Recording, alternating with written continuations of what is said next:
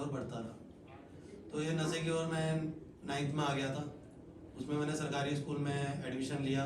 तो स्कूल में कि टीचर वगैरह ध्यान तो देते नहीं थे इतना बच्चे का। तो पूरे साल मैंने गोल में काटा। तो मैं नशा करता था अपने ग्राउंड में बैठ के या गोल मार के, अटेंडेंस भी कहीं नहीं थी। तो एक दिन मेरे क्लास टीचर ने मेरे को पकड़ लिया कि मतलब तू जान, तेरा क्लास टीचर कौन है, तुम कौन सी क्लास में, मैंने आज तक तुम्हें स्कूल में नहीं देखा। तो वही मेरा क्लास टीचर था, मेरे सामने खड़ा हुआ। मैंने उसे क्लास का नाम बताया।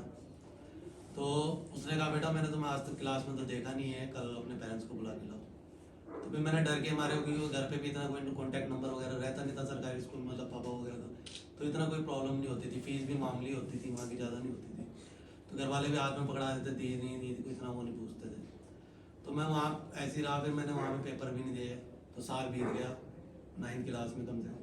तो पापा ने पूछा कि तेरा रिजल्ट का क्या हुआ, सब बच्चों का रिजल्ट आ गया, आगे 10th का एडमिशन क्या होगा। मैंने कहा पापा रिजल्ट नहीं आया, लेट हो गया। तो एक दिन पापा स्कूल गए। तो पापा ने पूछा कि भाई उसका, वो पता चला कि मास्टर ही गोल है स्कूल से, काफ़ी दिन थे, मतलब पता नहीं कहाँ है उसका, था पता नहीं कुछ। तो पापा ने कहा ये स्कूल ही ऐसी है। तो फिर पापा ने मेरे से बोला, मैंने भी कह दिया। मैंने कहा स्कूल ही ऐसी, जब मास्टर बोलोगे तो रिजल्ट का क्या पता चलेगा ये वगैरह। तो ऐसे ही करता रहा। तो बच्चों मेरा मतलब वो साल मेरा नशे में चले गया पूरा। उसके बाद मैंने सरस्वती विद्या मंदिर हरिद्वार में एडमिशन लिया। तो 9th में मैं सही रहा, उतना नशा नहीं करता था। 10th में मेरा फिर वही हुआ, बोर्ड एग्ज़ाम के बाद मेरी छुट्टी पड़ी लंबी। तो फिर मैं उसमें जॉब करने लग गया। जॉब से मेरे को पैसा आने लग गया। मेरे आसपास के लोग भी थे जो बड़े, मैं अपने से बड़े लोगों से दोस्ती करता था। तो उनके साथ मैं धीरे धीरे सुल्फा गांजा वगैरह ये सब पीने लग गया। सॉरी नाम नहीं, मतलब एडिट होने लग गया धीरे धीरे। तो फिर मैंने ये करता रहा। फिर इससे आगे जाके फिर मैं जॉब भी करता रहा। फिर मैंने 11th कर लिया अपना। 11th में मेरा नाम कट गया लड़की की वजह से, अफेयर की, उसकी स्कूल में मेरे से नाम कट गया। उसके बाद फिर क्या हुआ कि जब नाम कट गया तो फिर पापा ने कहा कि क्या करेगा तू, जॉब करेगा या तेरी शादी करवा दें, या तू मतलब स्कूल पढ़ेगा। तो मैंने कहा पापा मैं जॉब करूँगी, क्योंकि जॉब पढ़ाई मेरे से होती नहीं थी, मुझे जॉब अच्छी लगती थी। तो पापा ने मेरे को अपने ऑफिस में ही कहीं जॉब पे लगा दिया। तो मैंने वहाँ पर 3 साल जॉब करी। मेरे कम से कम 10-12 हज़ार रुपये सैलरी थी। कोई ऐसा प्रेशर नहीं था काम का, आराम से बैठे रहो। वहाँ भी मैं नशा करता रहता था। तो फिर ऐसे ही मेरे चलता रहा। 3 साल मेरे वहाँ कटे, कोई प्रॉब्लम नहीं आई। तब तक मैं खाली जॉइंट वगैरह में ही था डिपेंड। तो इसलिए मेरे को इतना कोई घर पे प्रॉब्लम नहीं है ना मेरे को आई, मतलब आती तो है पर इतना घर से भी लेता था पैसे। पापा भी इतना नहीं बोलते, बच्चा ही है, पैसे मिले तो क्या है। गाड़ी गुड़ी दे रखी थी घर वालों ने। उसके बाद जब मेरा वहाँ से ऑफिस छूटा, उसके बाद फिर मैं और पैसों की चाहत बढ़ने लगी। फिर उसके बाद क्या हुआ कि मैं महाराजों के साथ रहने लग गया, जो हर तरह का ड्राई नशा करते थे। तो उससे मेरा नशा और बढ़ गया। अब मेरे को पैसों की भी ज़्यादा ज़रूरत होने लगी कि जब नशा बढ़ गया तो मेरा, फिर मैं धीरे धीरे ऐसे करते करते मैक तक पहुंच गया। जब मैक में पहुंच गया तो मेरी कंडीशन बहुत डाउन हो गई। शुरू में तो मेरे को बहुत पैसा रहा, घर वालों ने जितना विश्वास, घर वालों को इतना विश्वास था मेरे पे कि वो जब भी पैसे मांगू उन्होंने मना नहीं करे। ये भी नहीं पूछा किस लिए चाहिए, क्या, मैंने कहा ज़रूरत है। पापा बोलते थे, इकलौता ही था मैं घर का, तो पापा ही बोलते थे अरे बच्चे ही तो है, मतलब मम्मी से छुप के पैसे देते थे कि मम्मी को मत बताना मैं तुम्हें पैसे दे रहा हूँ। तो ऐसी बाहर कभी मिल गए तो मैं बोलता था पापा पैसे चाहिए। पापा कहते कितने चाहिए, मैंने पापा दे देते थे। तो ऐसे ही चलता रहा। फिर आगे कम से कम फिर पापा पे भी एक दिन शॉर्टेज आने लग गई ऐसी। पर पापा ने मेरी हर डिमांड पूरी करी, जब भी पैसे की जरूरत पापा ने दिए। फिर पापा को फिर ऐसे धीरे आगे पढ़ते पढ़ते फिर मैं चोरी का सामान डिस्ट्रीब्यूट करने लगा। तो मेरे जो गैंग थी वो मेरे पे सामान लेके आती थी। तो वो तो सारे नीचे रिथर में थे, तो उनको कोई शहर में जानता नहीं था। तो मेरे पापा की अच्छी थी, तो फिर मैं भी सही था, मतलब जब तक मैं था तो फील्ड में मेरे को काफ़ी लोग जानते थे। तो मैं सामान बेचने लगा उनका, इधर से उधर करने लगा। जो परसेंट मेरे पास था उनसे चोरी के रेट पे लेके इधर मैं अपना परसेंटेज निकाल के बेचता था। तो 1 साल करीबन मैंने ऐसे निकाला। तो मेरे घर वालों को पता चल गया ये काम करने लगा है। तो मेरे घर वालों ने कहा कि तू क्या कर रहा है, तूने जॉब भी नहीं करी, अब तू ये चोरी का सामान डिस्ट्रीब्यूट वगैरह करने लगा है, तेरी क्या ज़रूरत है, तेरे को खाना पीना सब मिल ही रहा है, कपड़े मिल ही रहे हैं, जब तू कहता है पैसे ही मिलते हैं। पर उन्हें ये तब भी पता था कि मेरी मम्मी को तो पता था कि नशे में चले गया, पापा को पता था, पर ये नहीं पता था कि मैं इस नशे में हूँ। उसके बाद पापा ने कहा तू क्या चाहता है, तो सब शौक चल रहा था कि बिजनेस करना है, बिजनेस करना है। तो मैंने अपने पापा से कह दिया मेरे को बिजनेस करना है। अब बिजनेस करना है तो कह दिया। अब शुरू में देखा उधर उधर, तो पापा ने कहा ठीक है तू बता तेरे को कितने रुपये चाहिए, क्या बिजनेस स्टार्ट करेगा ये वगैरह। तो मेरे को कम से कम 5 साल हो गए थे जॉब करे हुए। 1 साल में तो जॉब छोड़े घर में बैठा हुआ था, मैं धंधा कर रहा था। उसके बाद पापा ने कहा कि पता क्या करेगा। मैंने पापा जी मैं डीजे का काम करूँगा। पापा ने ठीक है। पापा ने कितना खर्चा लगेगा, मैंने पापा जी 2-2.5 लाख रुपये लगेंगे। पापा ने मैंने ठीक है। तो मेरे एक ताऊ जी पापा जी उनसे सलाह लेते हैं, तो पापा ने ताऊ जी ने कहा ठीक है, जब भाई पढ़ाई में उन्होंने मना कर दिया था शुरू में की है वगैरह, तो तुम उसको कोई इसका पहले से बचपन से कोई इसका बिजनेस खुला दो। तो मेरे पापा ने मेरे को 2.5 लाख समथिंग दे दिए। तो मैं उन्हें लेके दिल्ली गया, डीजे वगैरह लाया, बैठ गया। फिर मेरा बुकिंग आती थी, जैसी बुकिंग आती थी मैं उसकी मैच भी जाता था। तो उसके बाद क्या हुआ, फिर मेरे पापा ने मेरे से कहा कि मतलब तू घर पे रहता है और अभी भी बुकिंग आता है, तू चले जाता है पर तू घर पे रहता है। उनका ये था कि मैं कहीं एक शेड्यूल हो जाए, मैं कहीं बिजी रहूँ और मतलब ठीक ठाक रहूँ। तब उन्होंने कहा ऐसा तो चलेगा नहीं, मैंने दुकान खोली है वगैरह। तो मैंने ठीक है पापा जी मैं दुकान खोलता हूँ।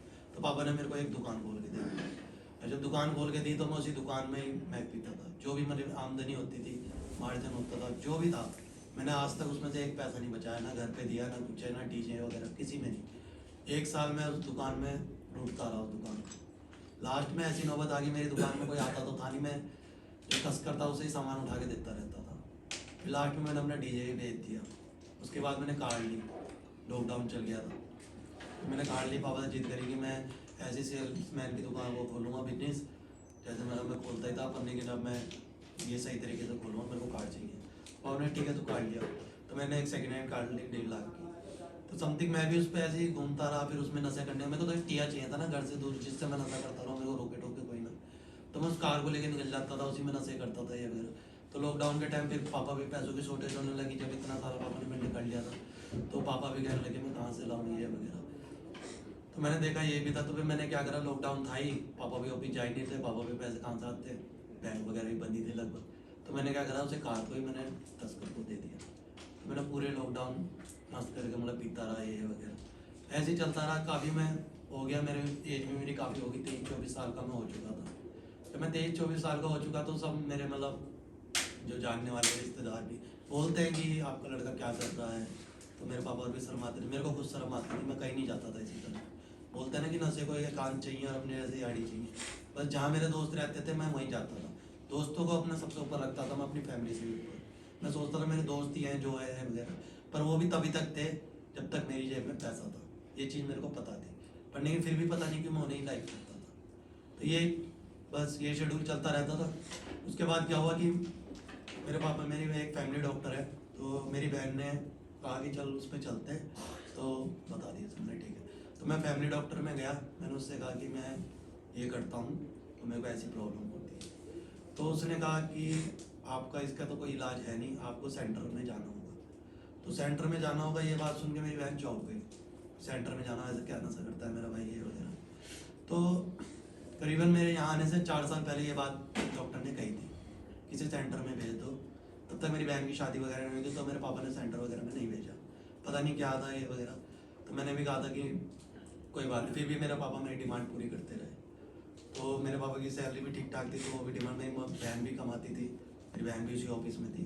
तो पापा नहीं तो बहन दे देते थे, बहन नहीं तो पापा दे देते थे मेरे को। एक दिन मतलब मेरे 500-1000 रुपये कर देते थे कि लास्ट में हफ्ते हफ्ते गुजारा।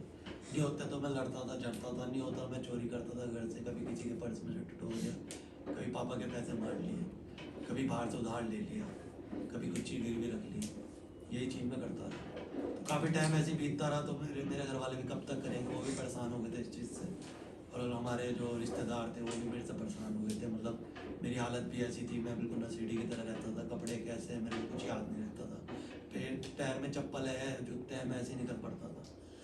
तो ऐसे ही फिर मेरा चलता रहा, मैं गाड़ी से साइकिल में आ गया, साइकिल से पैदल आ गया, मैं आप लिंकर में पूरे हरिद्वार में घूमता था।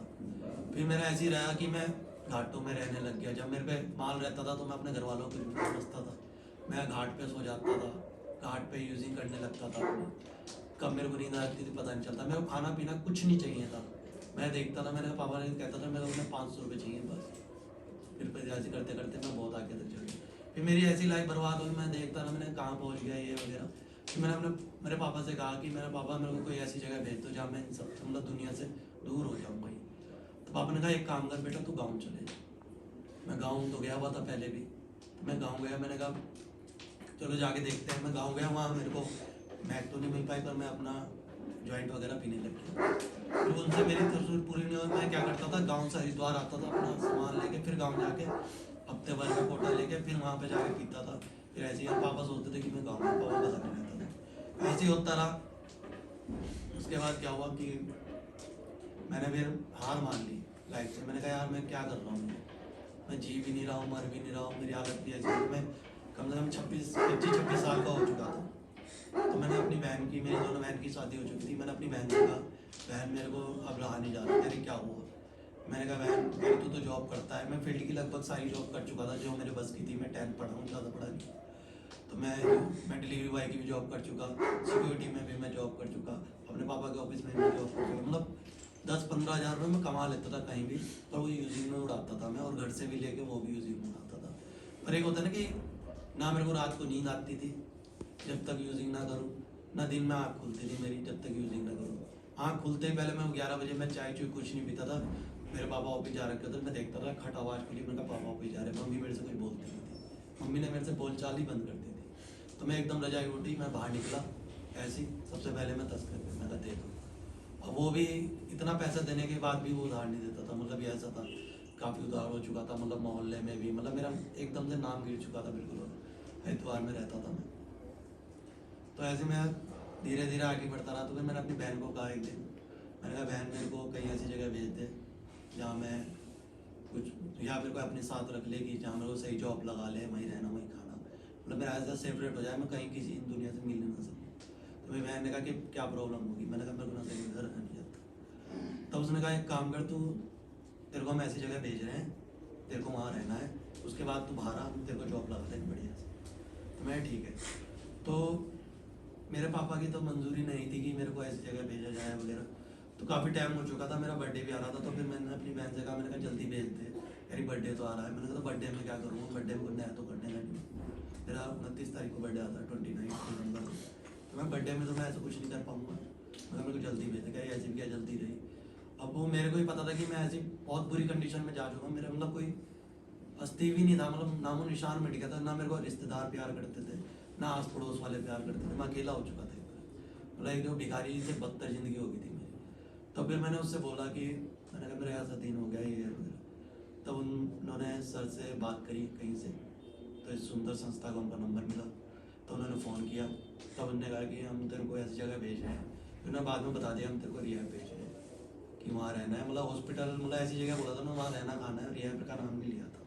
मैं ठीक है, मगर फिर मैं आ गया।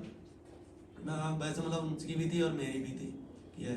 तो फिर मैंने कहा कोई नहीं, मैंने कहा जहाँ रहना खाना है तो क्या हुआ, मैंने कहा वहाँ रह के देखता हूँ, अगर मेरा नशा छूट जाता है 6 महीने रहने में, क्या गलत है? जहाँ मैंने इतने साल अपने नशे में जुगाड़ लिए, 6 महीने में क्या जा रहा है? तो मैं चले गया। तो मैं आया यहाँ पर, तो तेजेंद्र सर थे, इससे पहले अंदर मिले मेरे को शुरू में। तो मेरे जीजा जी बैठे थे, उनको किसी को नहीं पता था। मेरे जीजा जी दोनों अच्छे सोसाइटी से, मतलब उनके दूर दूर तक इस चीज़ से नाम ही नहीं था कहीं। तो वो भी इन्वॉल्व हुए, धीरे धीरे इस चीज़ से मिले, उन्हें पता चल गया कि ऐसा है वगैरह है। तो फिर मेरे जिया जी ने सामने पूछा कि मतलब किसको लाना है, किसको, मतलब। तो मैं बोल तो पाया नहीं, मैंने हाथ खड़ा कर दिया। तो फिर मेरे जिया जी और को बात पूछा, उन्होंने मेरे से पूछा कि क्या है। मैंने कहा ये चीज़ है। तो मेरे को बाहर वेट करा, मेरी फैमिली को अंदर लिया इन्होंने, फिर इनसे बात करी, फिर इनको भेज दिया मेरी फैमिली और को, मेरे को अंदर लाया। तो मैंने कहा देखते हैं क्या होता है यहाँ। तो फिर इन्होंने मेरे को डिटॉक्स में रखा। तो मैं डिटॉक्स में रहा। तो मेरे को एक दिन था मैं डिटॉक्स में, एक दिन भी, मतलब मैं जाते मेरे को बैठने की तो पहले घर पे भी आदत नहीं थी। तो इन्होंने कहा लेट जाओ। मैंने कहा सर जी, माया सर थे, मैंने कहा सर अगर रात को मैं लेट जाऊँगा अभी सुबह से तो मेरे को रात को नींद नहीं आने की। तो मैं बाहर, मेरे को बेचैनी रही, मैं टीवी वगैरह देखने लगा। मैंने कहा इतने सारे लोग हैं क्या कर, मेरे को अजीब सा लगा ये भी। मैंने कहा ये क्या चीज़ है, मैं समझ नहीं पाया। यहाँ आगे पता तो चल गया था इतना समुद्री केंद्र सेंटर एरिया। तो मैं यहाँ रहा, यहाँ पे बैठा रहा कुछ दिन। तो मैं जैसे सभी बोलते नहीं थे, मैं कहा ऐसा क्या करेंगे 6 महीने में जो हमारे वो नशा छूट जाएगा ये वगैरह। तो फिर मैं इनकी बातें सुनता रहा, धीरे धीरे मेरे को इंटरेस्ट आने लगा इन बातों में कि यार हाँ यार ये सही कह रहे हैं, मेरे बारे में कह रहे हैं। मैं रोआ भी काफ़ी बार शुरू में, जब इन्होंने बातें पढ़ी, एल्को एमएस की किताबें पढ़ी। तो मेरे को लगता था कि जैसे बोलते हैं कि मेरी बात कर रहा है, ऐसे उसमें पढ़ लाते। मेरे को भी लगता था, क्योंकि मैं शुरुआत में आया था तो 1 जनवरी से चैप्टर शुरू हुआ था, मतलब 1 जनवरी से, जो जनवरी से शुरू होता है, तो बिल्कुल शुरू से था वो चीज़। तो उन्होंने जो जो पढ़ा वो मैंने एहसास किया। तो मैंने कहा यार हाँ हम भी ऐसे थे ये वगैरह। फिर ऐसे ही करता रहा। तो फिर मैं आगे चलता रहा। तब इन्होंने कहा कि तुम्हारे अंदर ये है वगैरह है। पहले मैंने इतना वो नहीं करा। बाद में मैं इस प्रोग्राम को लेता रहा धीरे धीरे। जब मैंने कहा 6 महीने रहना ही है, तो मैंने कहा तो इस चीज़ को जहाँ मैं ऐसे रहे तो इसे सही से ही ले लो। तो फिर मैं ये मेडिटेशन हो गया, योगा हो गया, जितना मेरे से बेस्ट हो सकता था मैं अपना बेस्ट का बेस्ट देने की कोशिश करता था। ठीक है, अब ये मेरे को पता चल गया था कि मेरा शरीर भी ठीक होने लग गया था। मैं खुद देखने लगा था अपने शरीर को कि मेरी जो झुर्रियाँ थी मुँह की वो सारी हट चुकी थी।